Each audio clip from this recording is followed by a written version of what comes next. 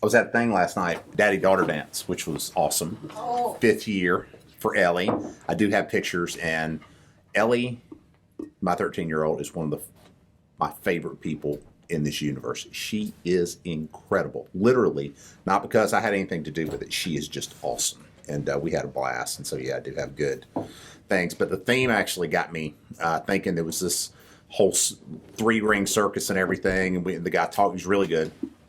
Talked a lot about, if you think about it though, have you guys ever seen a three-ring circus? Yes. All right. So, of course, Barnum and Bailey's, they don't do that anymore. But, you know, if you've ever snapped at, you know, a 3-ring, okay, 3-ring circus basically is, they used to have this circus that would travel, and I guess around the world, still does. There's typically 3 rings, and there's a circus master. I guess that's what they would call him. It's the ringmaster, right? So the ringmaster is leading everything. But the one thing that's consistent is there's just a ton of stuff going on, right? And so you've got like clowns over here, and then you've got animals coming in, and you've got all kinds of stuff moving. And managing that is chaos. And it's a whole lot like managing life or managing a company or certainly managing a family. And it's just interesting. It got me thinking that, God, things are like, like, what are things that you can learn from it? And the first thing that I think that I thought about of it is that if you're the ringleader in your own 3-ring circus, whether it's this company or whether it's your house or wherever, it's only going to be a matter of time before one of them clowns drops his nose. You're going to bend over and pick it up, and that tiger's going to bite you in the ass, right? That is going to happen, right? You're going to get bit. If you're in the circus, if you're running a 3-ring circus, certainly if you have kids, certainly if you have my kids, you're going to get bit. Why are we so surprised when things, it's like your wife, you know, back problems last night. I was praying at church and I realized I don't know anybody right now that's really sick. That's pretty rare. That's not going to be the case most of the time. Most of the time, there's going to be things going on. Now, if we started going down to children, I got lots of that, lots of stories to talk about with that. But everyone's going to have something. But the fact that we get surprised about it, I'm talking about me too, is foolish. It's going to happen. You're going to get bit.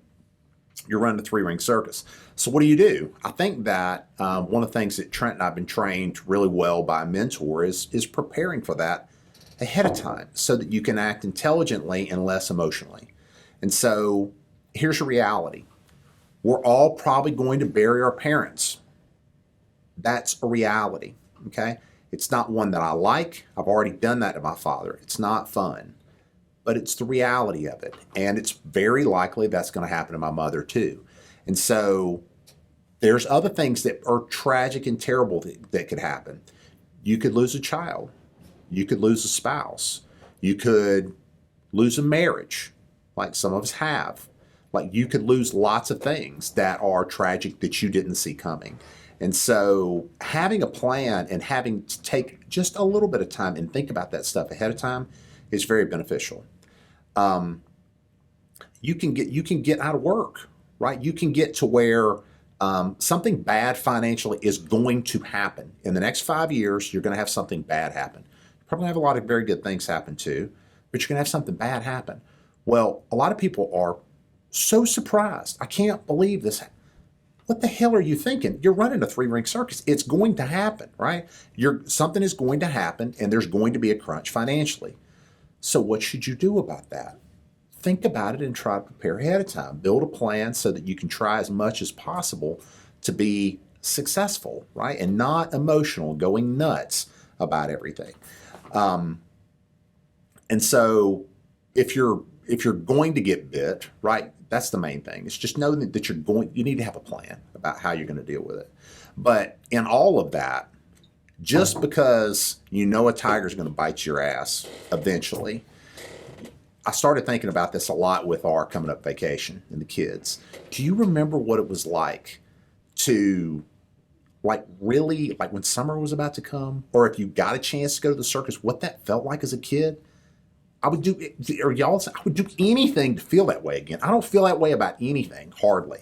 But you can't let, and this is me, right? We can't let the crap that ends up happening steal that. which we do too often. And then as parents, we double down and we steal it from our kids and we make them grow up. We don't let them, we mature them artificially because life is going to be hard as hell. And you can't live with a sense of wonder. You can't dream big, whatever that is, right? Everyone has a gift. You don't have to have mine. You don't have to build a company. You don't have to run a company. You're fine. You don't have to do that, right? You can, what do you have the ability to do? You know, everybody has the ability to visit somebody that's sick in the hospital, and there's somebody that's lonely, or an old lady next door that needs help with. Everyone has the ability to do something for somebody. It doesn't have to be a random person. It could be your own family, your own parents. You have the ability to do that. Take advantage of that, but don't let that crap steal what you have the ability to give. But here's the real bitch about a lot of it too, is that sometimes when you're running a circus, you're going to get bit and it's all your fault. It's 100% your fault. Now, it's easy to blame things on you or you or you. It's very difficult to go, no, that one was 100% me. I'm the reason for that. And to be real about it. And I think that's a helpful thing, because the people around us, the people that we're trying to impress, the people that we're trying to live with, they know it was your fault anyway. We all do. Everybody around here knows when something's really screwed up.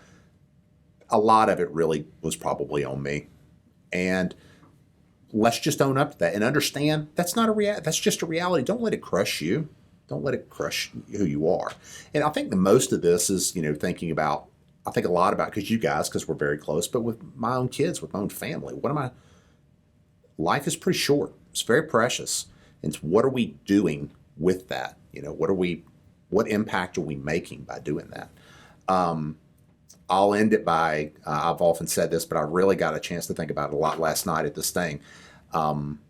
There's a lot of people that I want to love, I want to care for and everything, but there's 7 people that I want to be famous to in my whole life. Margaret, Andy, Laura, Charlotte, Emmy, Elias, and Ellie. Is that 8? 7. I think I miscounted over here. 7, right? Those are people that I want to be really, really famous to. So I think probably one of the best things I walked away with last night is that when the lights are off, the ringmaster's got to be the same on stage as he is off stage. That's a hard thing, because there's nobody who knows me like those kids, right? People that live, you see me some, and I tend to be pretty transparent. So y'all know a lot, but we all know that in every case, now the vast majority of my life, or at least the first half, was not that way. Super duplicitous. I was one way to Brian. I was a complete other way elsewhere. That creates a tremendous amount of unrest inside all of us, which will manifest itself in all kinds of stuff. You know what I'm talking about, right? Be the same on stage as you are off. The people at home know you. They know that's bullshit. They know that you're not fooling anybody, right?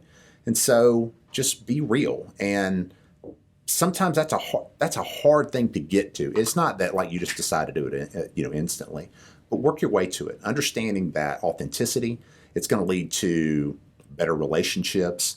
Even when you blow it, especially because Alex, you don't have kids, right? But you have people that you love, you have people that you're close to, and you don't have to have kids, right? We're all in a relationship with other people, and they really appreciate that. And what you'll find is that it'll help us all be able to have better, deeper, more fulfilling relationships and try to make the most out of the time that we have.